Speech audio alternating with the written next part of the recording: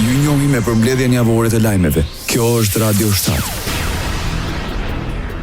Kryeministri Edi Rama kritikon kërkesën e përsëritur të Unionit të Gjyqtarëve për rritje të pagave përmes gjykatës kushtetuese, duke e cilësuar një praktikë të paprecedente të dëmshme për ekzekutivin dhe sistemin e drejtësisë në Shqipëri. Në një postim në rrjetin social X, Rama theksoi se kjo kërkesë për rritje pagash e përsëritur 2 herë brenda 3 viteve cënon seriozisht kushtetutën dhe seriozitetin e Republikës. Ai paralajmëroi kundërshtimin e qeverisë ndaj çdo abuzimi të tillë. Presidenti i Shqipërisë apelon për rëndësinë e ruajtjes së pavarësisë së gjyqësorit në konferencën e kryetarëve të gjykatave të larta të Europës qendrore dhe lindore, që po mbahet në Vlorë. Bajram Bega kujtoi se pavarësia nuk është privilegj apo eksklusiviteti i një posti, por themeli i demokracisë, garancia e panshmërisë së gjykimit dhe kushti domosdoshëm për një drejtësi që u shërben qytetarëve. Në Shqipëri ne kemi ndërmarrë një reformë e cila ka sjellë zhvillime pozitive të rëndësishme në sistemin e drejtësisë, si forcimi i pavarësisë dhe rritja e profesionalizmit të magjistratëve, rritja e transparencës dhe mekanizmave të rinj për të parandaluar korrupsionin dhe krimin e organizuar. Megjithatë, sfidë kryesore mbetet numri i lartë i çështjeve të mbartura, të cilat kanë shkaktuar jo vetëm vonesa në dhënien e drejtësisë, por edhe drejt për së drejti, duke rënduar mbi qytetarët tanë. Dhe kjo çështje kërkon zgjidhje urgjente dhe efikase. Personalisht, Bega ju kujtoi gjyqtarëve rolin e tyre si garant të drejtësisë, duke siguruar respektimin e ligjit dhe ruajtjen e të drejtave dhe lirive themelore të qytetarëve, si dhe ndërtimin e besimit të publikut te drejtësia. Kam mbështesur dhe do të vazhdoj të mbështes reformën në drejtësi, pavarësinë e institucioneve të reja të drejtësisë dhe përpjekjet e tyre në mbrojtje të drejtave të individit dhe interesit publik, në dhënien fund të fenomenit të pandëshkueshmërisë, luftës kundër korrupsionit dhe krimit të organizuar. Mbështes rezultatet e drejtanishme të strukturës posaçme kundër korrupsionit dhe krimit të organizuar dhe gjykatës përkatëse kundër korrupsionit dhe krimit të organizuar. Këto rezultate ju kanë dhënë atyre statusin e institucioneve më të besuara, me besimin më të lartë publik në vend. U shpreh presidenti i Republikës. Në konferencën e kryetarëve të gjykatave të larta të Europës qendrore dhe lindore, kryetari i gjykatës së lartë, Sokol Sadushi, premtoi se drejtësia që duam është një drejtësi pa kompromis. Ndër të tjera, Sadushi përmendi se konferenca po zhvillohet në një kohë kur gjyqësori po përballet me sfida. Sipas tij, në gjykatën e lartë, ruajtja e qëndrueshmërisë dhe interpretimit të ligjit është një mision thelbësor për forcimin e shtetit të së drejtës, garantimin e sigurisë juridike dhe koherencën e sistemit. Ministri i Drejtësisë i Shqipërisë, Ulsi Maja, në fjalën që mbajti në konferencën e kryetarëve të gjyqtarëve, kërkoi të rikthehet besimi tek publiku për sistemin e drejtësisë. Kjo konferencë ta ministrit zhvillohet në një moment të veçantë për vendin, pasi në vitin 2027 do të mikpres Kongresin Botëror të Drejtësisë. Gjithashtu ai përmendi se Shqipëria ka ndërmarrë një investim të madh në digitalizimin e sistemit gjyqësor përmes ngritjes së sistemit të integruar të menaxhimit të çështjeve gjyqësore. Sipas tij, qeveria shqiptare siguroi dhe planifikimin e dur buxhetor afatmesë me një shumë totale prej 10.75 milion euro, tha ministri i Drejtësisë Ulsi Manja. Ministri i Brendshëm i Shqipërisë Ervin Hoxha kërkoi të ndërmerren masa për parandalimin, ndërhyrjen e shpejtë dhe efikase në rast të zjarresh, por dhe identifikimin dhe ndëshkimin e çdo autori të zjarrvënieve të qëllimshme. Nuk mund të lejojmë që papërgjegjshmëria, pakujdesia apo dashakejësia e disa individëve të rrezikojnë qytetarët e vendit dhe toka të gjitha me hektar dhe metër për djegjen e tyre. Gjatë takimit me 61 drejtues të shërbimit zjarfikës në vend, ministri Hoxha u shpreh se të dhënat e viteve të fundit na dëshmojnë se në shumë raste zjarret shkaktohen drejt për drejt nga veprimtaria e pakujdesshme ose qëllimisht e dëmshme vetë njerëzve. Kërkoj sot nga ju, në bashkëpunim shumë të ngushtë me policinë e shtetit, të ndërmerren masa të forta për identifikimin dhe ndëshkimin e çdo autori për zjarrvëniet e qëllimshme. Të hetohet çdo rast dhe të procedohet penalisht ndaj kujdo që me dashje apo nga pakujdesia shkakton një zjarr në mënyrë të qëllimshme. Këto mesazhe u dhanë gjatë një takimi të mbajtur pranë ambienteve të stacionit zjarfikës në Tiranë, ku morën pjesë prefekti i Tiranës, drejtues të Agjencisë Kombëtare të Mbrojtjes Civile si dhe zyrtarë të tjerë të emergjencave.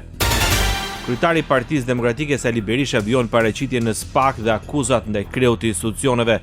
Kryedemokrati akuzoi Altidumani se qëndron pas vonesës operacionit Tura për të bërë të mundur largimin e anëtarëve të bandës së troprinëve, ndërsa nuk mbeten pa akuza dhe gjyqtarja e dosjes së tij Rena Gjoka, si dhe kryeministri Edi Rama. A keti ndonjë bisedë me Alket Hyssenin, të cilën flitet për 500.000 euro për rishpet për të hequr nga klasifikimi si grup kriminal, apo e keme Mirel Mërtiri. Tani këtë Irena me 5 mbiemra e ka marrë si fyrje.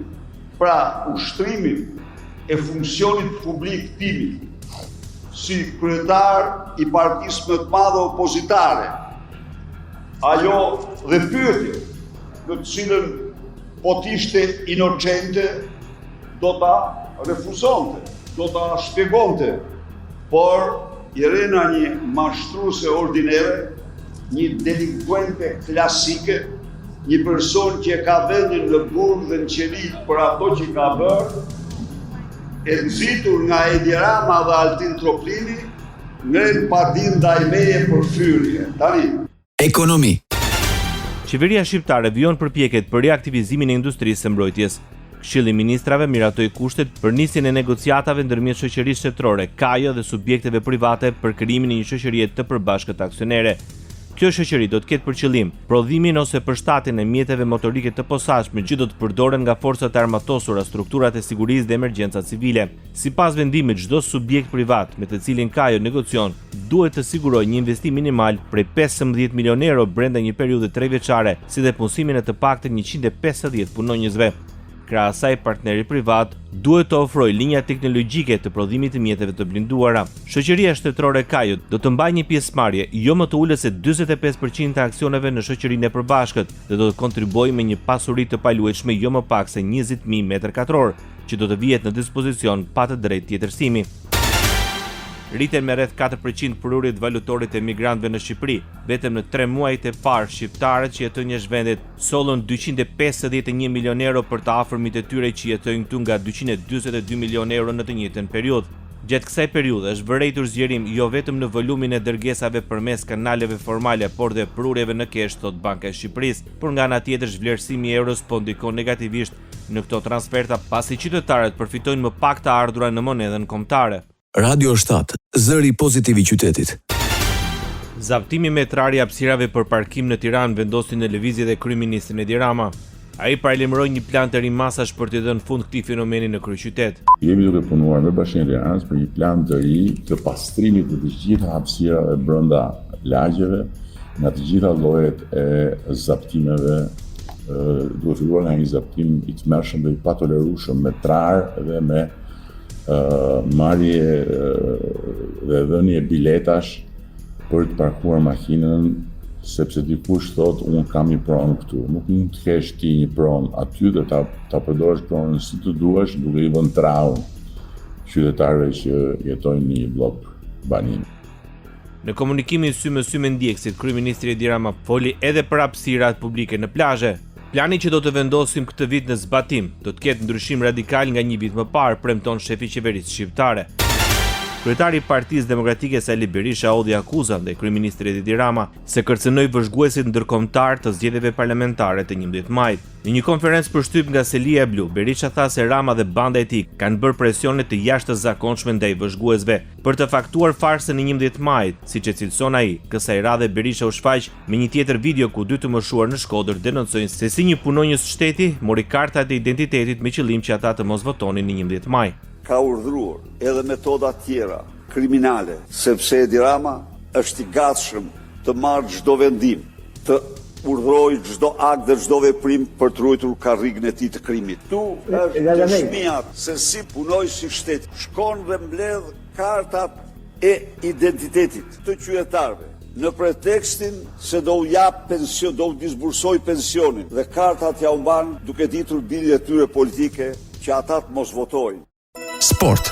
Shqipëria nuk shkoi më shumë se barazimi 1-1 kundër Letonisë në Riga për ndeshjen e 4 të grupin K kualifikues të Kupës së Botës 2026. Në të 29-ën erdhi dhe goli i parë i sfidës, që i dha përsinë Shqipërisë.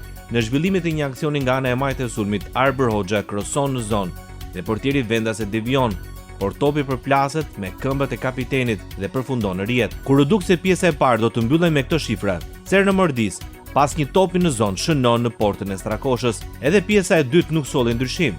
Ndonse në fush u futën Edim Bajrami, Ernest Muçi, Mirlin Daku apo Myrtë Ozuni, Shqipëria nuk shkoi dot më larg se 1-1. Në këtë mënyrë ajo komplikoi dhe pozitat e saj për ëndrrën e madhe të një vendi në finalet e këtij kompeticioni që do të zhvillohet në Shtetet e Bashkuara të Amerikës, Kanada dhe Meksik.